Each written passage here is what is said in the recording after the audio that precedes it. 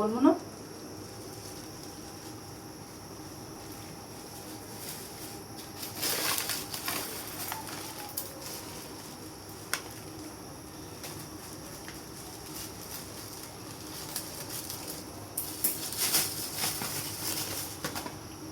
মেজবানি মশলা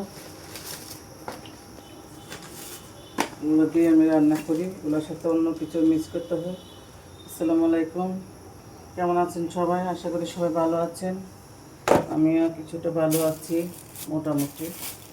আলু, গোটা পেঁয়াজ, রসুন, আদা, মাছের শুরু বাজার করা হয়েছে। এগুলো আনছে মানে 5টা না কটা, 6টা হলুদ,